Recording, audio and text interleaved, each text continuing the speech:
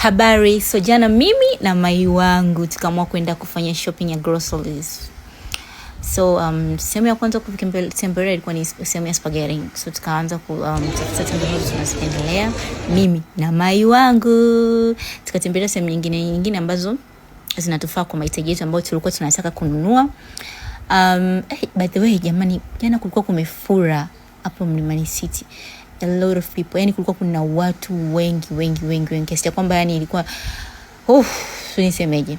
Lakini anyways, turudi basi, nikapembelea sehemu ya veggie kwa sababu mimi ni mtu napendelea sana veggie, napendelea sana lakini sasa mai wangu naye hapendi veggie, ataka ananiambia eti zile corn sijui tusinunue sio nini. Okay, mimi nikamwambia kimoja nikanunue viazi, yani nipange nyanya, nichukue nyanya na vitu vingine ambavyo tunahitaji.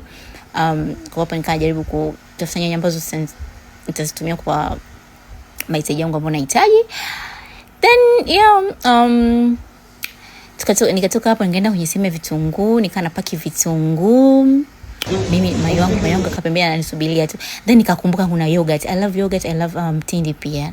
Kwa nikaenda kutafuta mtindi nimekuta hakuna. Yani kama ninavyoambia kuna watu wengi kiasi kwamba vitu vilikuwa vimeisha. And like mtindi hapo nilikuwa nakutafuta siuoni. Si unanielewa? Nikaja nikakuta mmoja tu ambao uko chini. Nikatoka nikaenda sehemu ya spices. I like spices. Na tulikuwa tunatafuta groves zile karafuu. Tukazipata hizo hapo na vitu vingine na rosemary na hivyo.